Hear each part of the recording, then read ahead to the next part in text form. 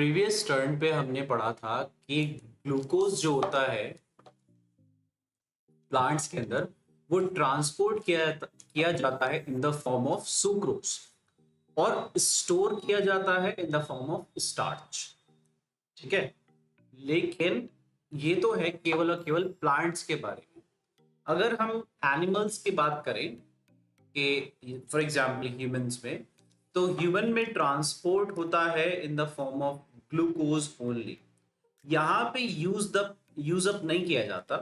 ठीक है, क्यों नहीं यूज किया जाता? क्योंकि यहाँ पे एक्चुअली ब्लड स्ट्रीम में फ्लो होता है और ब्लड स्ट्रीम में इतना सारा ग्लूकोज डंप किया जाता है कि वो काफी हद तक रहता है। अच्छा, जो हमारी ब्लड स्ट्रीम जो रहती है उसमें ग्लूकोज भी रहता है, उसमें ग्लाइकोजन भी रहता है। अब ये ग्लाइकोजन क्या है?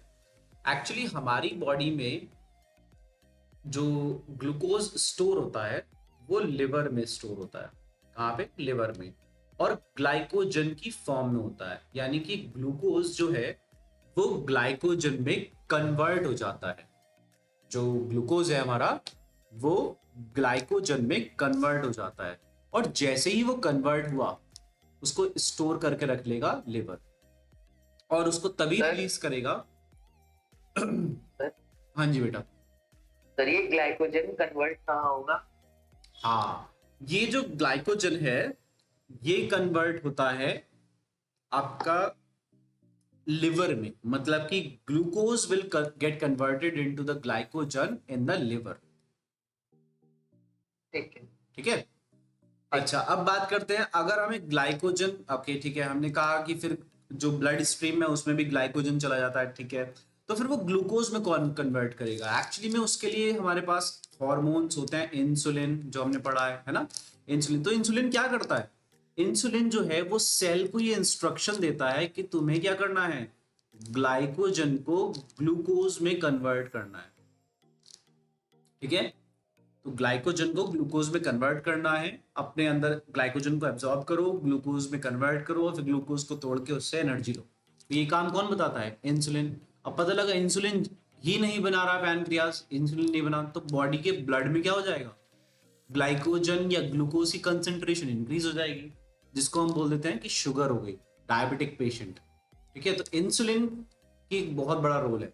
ये सब चीजें हम पढ़ेंगे केमिकल कोऑर्डिनेशन वाले चैप्टर में इस साल। मोस्ट प्रोबेबली वो वाला चैप्टर है हमारे सिलेबस में, देखेंगे उसको।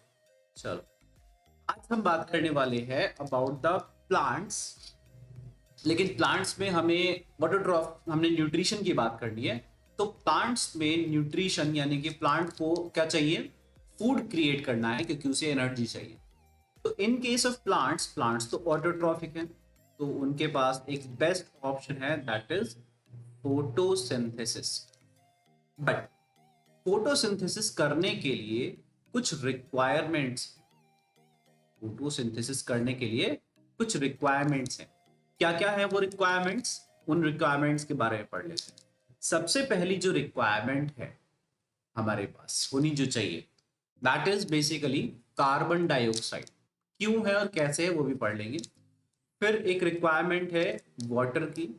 फिर एक रिक्वायरमेंट आती है क्लोरोफिल।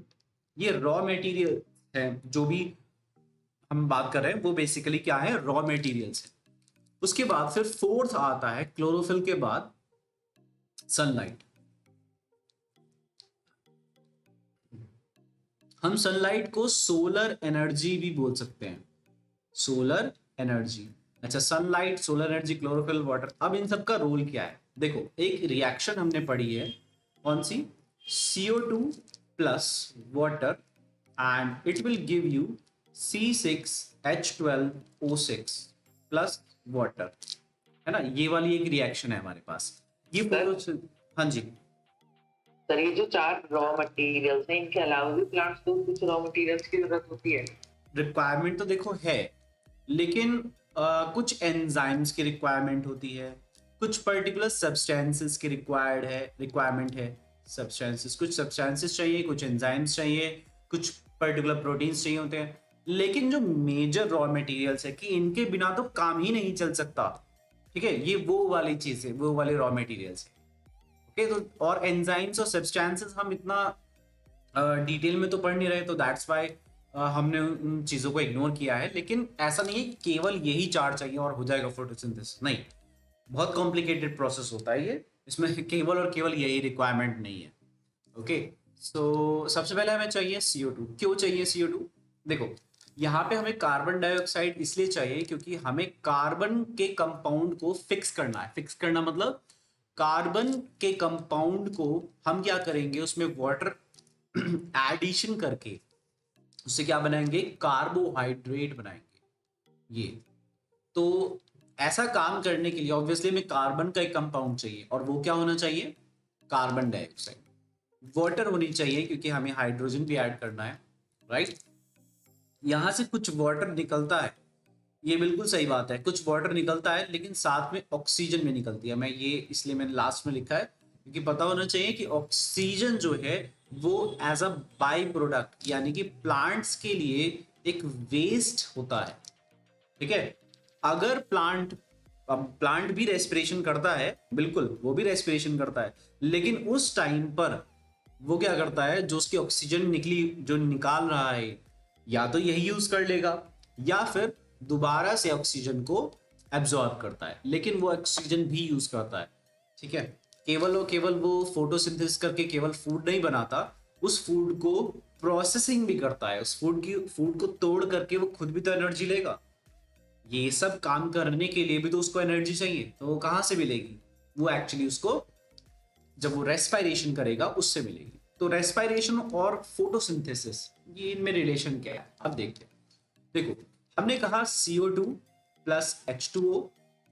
हम अभी बैलेंस्ड केमिकल इक्वेशन नहीं पढ़ रहे हैं, लेकिन जस्ट फॉर सिंप्लीफिकेशन हमने यहां पर केवल और केवल एक नॉर्मल रिएक्शन पढ़ी है, ठीक है, ये वाला। अब साथ में थोड़ी बहुत मिनिमल एनर्जी भी होती है, तो कोई बात। एंड नाउ यहां पे होता है क्लोरोफिल, और क्लोरोफिल के बहुत सारे टाइप्स होते हैं, लेकिन उसमें क्लोरोफिल ए, कभी कभी ऐसा होता है कि हमारी साइड बुक्स में लिखा रहता है क्लोरोफिल ए, क्लोरोफिल बी। तो ये ए बी क्या है, दरअसल क्लोरोफिल के बहुत सारे टाइप्स के मॉलिक्यूल्स होते हैं, लेकिन उसमें जो क्लोरोफिल ए है उसमें सबसे ज्यादा मैक्सिमम फोटोसिंथेसिस होता है, that's why we are writing chlorophyll A. उसके बाद आता है सनलाइट, सनलाइट या सोलर एनर्जी भी लिख सकते हो। तो this is the reaction for the photosynthesis. Okay, अब रिएक्शन को बैलेंस भी कर लेते हैं, हालांकि बैलेंस करने की जरूरत नहीं है, बट कोई बात नहीं, बैलेंस कर लेते हैं। तो हमें 6 CO2 चाहिए होता है और 12 H2O चाहिए होते हैं, and finally we need the 6 oxygen and 6 H2O। ये बेसिकली हमने बैलेंस करने के लिए करा है। जो हमारी इक्वेशन है उसमें हमारे नंबर ऑफ एटम्स जो लेफ्ट हैंड साइड पे हैं एरो के, और जो राइट हैंड साइड पे हैं, वो इक्वल रहने चाहिए, बस इसलिए। अच्छा, ये तो है फोटोसिंथेसिस, फोटोसिंथेसिस, ठीक है। अगर हम पढ़ रहे हैं रेस्पायरेशन, तो रेस्पायरेशन में हमने क्या इक्वेशन पढ़ी है, इसको अगर हम ध्यान से देखें, रेस्पायरेशन और फोटोसिंथेसिस में कुछ सिमिलैरिटी भी मिलेगी। देखो C6H12O6 plus O2 and it will give you CO2 plus H2O। तो यहां पे अब आप देख रहे हो जो फोटोसिंथेसिस की जो रिएक्शन है और रेस्पिरेशन की जो रिएक्शन है, हमें यहां पे प्रोडक्ट्स जो मिले, दरअसल वो यहां रेस्पिरेशन की रिएक्शन में वो रिएक्टेंट है। तो क्या हम ये कह सकते हैं कि फोटोसिंथेसिस की जो इक्वेशन है उसको हमने जस्ट रिवर्स करा और हमें रेस्पिरेशन की इक्वेशन मिल गई, राइट। एक्चुअली में ऐसा ही होता है, रेस्पिरेशन और फोटोसिंथेसिस। फोटोसिंथेसिस में तो हम फूड को जनरेट कर रहे हैं, यहां पे हम फूड को यूज कर रहे हैं, यूज ऑफ फूड। क्यों यूज कर रहे हैं, ताकि हम एनर्जी निकाल सके। ध्यान देने वाली बात यह है, यहां पे एनर्जी निकलेगी, रिलीज होगी। यहां पे हम सोलर एनर्जी यूज करते हैं ग्लूकोज बनाने के लिए, लेकिन यहां पे जब हम ग्लूकोज रेस्पिरेशन में जब हम ग्लूकोज को ब्रेक डाउन करते हैं तब हमें एनर्जी मिलती है। ठीक है, तो ये कॉन्सेप्ट है। हाँ जी, सर ये जो एनर्जी हमने निकाली है एक्सप्रेशन के प्रोसेस के थ्रू, उसकी फूड बनेगा फिर फोटोसिंथेसिस, क्या चीज इससे फूड बनेगा? एनर्जी को यूज करके। नहीं नहीं नहीं नहीं नहीं, ये ही फूड है एक्चुअली में। फूड क्या है? फोटोसिंथेसिस जब हुई तो फोटोसिंथेसिस के बाद फूड बना। फूड क्या है? ये ग्लूकोज, ये ग्लूकोज फूड है। ठीक है, ये सब जो बना है glucose, actually this is the food. ठीक है, अब इस फूड को जब ये फूड बन जाता है तब हम इसको अलग तरीके से देखो स्टोर भी कर सकते हैं, ट्रांसपोर्ट भी कर सकते हैं। तो फूड जो बनता है वो एक्चुअली में है क्या? ग्लूकोज है। और कैसे बनता है? फोटोसिंथेसिस। ठीक है, ठीक है। हाँ, तो फूड जो बनता है दैट्स बेसिकली द ग्लूकोज। और ग्लूकोज को हम क्या करते हैं, जब हम कहते हैं ना कि हम फूड का बेसिक रिक्वायरमेंट क्या है? To get energy. तो वो एनर्जी कैसे मिलती है? दरअसल उस प्रोसेस को कहते हैं जब हम फूड को ब्रेक डाउन करके, मतलब ग्लूकोज को ब्रेक डाउन करके, ये जो ग्लूकोज है हमारे पास, ग्लूकोज को ब्रेक डाउन करके जब उसमें से एनर्जी प्रोड्यूस करते हैं, that's basically the respiration. Okay, now अब हम पढ़ने वाले हैं अब हम पढ़ने वाले हैं कि फोटोसिंथेसिस में जो हमने ये रिक्वायरमेंट्स पढ़ी थी, that means CO2, water, chlorophyll, sunlight, ये कहाँ कहाँ से आते हैं? देखो, जो कार्बन डाइऑक्साइड है ये तो हमें एनवायरनमेंट से ही लेनी पड़ती है। कहाँ से लेंगे? एनवायरनमेंट से। लेकिन क्वेश्चन ये है कि एनवायरनमेंट से प्लांट के अंदर आएगा कैसे ये CO2 का molecule? So the answer is कि प्लांट के, टोमेटा के through. Yes, the answer is stomata. Stomata actually में क्या है? पोर है, बिल्कुल सही। सो स्टोमेटा के थ्रू।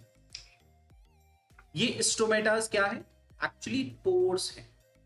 नाउ प्लांट के पास कोई नोज, नॉस्ट्रिल या माउथ तो है नहीं, तो वो क्या करता है? अपने आउटर मोस्ट कवरिंग, मतलब उसकी जितने भी बॉडी पार्ट्स हैं, बॉडी पार्ट की जो आउटर मोस्ट कवरिंग है उसको मॉडिफाई कर लेता है। कैसे मॉडिफाई करेगा अब उसको देखेंगे, स्टोमेटा के बारे में पढ़ेंगे।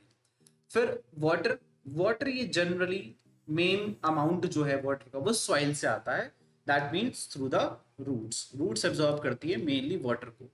क्लोरोफिल, क्लोरोफिल प्रेजेंट होता है लीफ में। ठीक है, और लीफ में भी बेसिकली हमारे पास कौन से सेल्स हैं? लीफ में हमारे पास पैरेन्काइमा नाम के सेल्स हैं। ये पैरेन्काइमा हमने क्लास 9th में पढ़े थे। जिन सेल्स की हम बात करते थे कि ये लूजली पैक्ड सेल्स हैं और इंटरसेल्युलर स्पेसेस भी होते हैं काफी सारे। सिंपल परमानेंट टिश्यू पढ़ा था हमने पैरेन्काइमा, और उनके अंदर थोड़ा सा गैप था, राइट? थोड़ा सा यहाँ पे इंटरसेल्युलर स्पेस था। Those were the parenchyma. तो इन पैरेन्काइमा ये जो सेल्स हैं ये लीफ में प्रेजेंट होते हैं।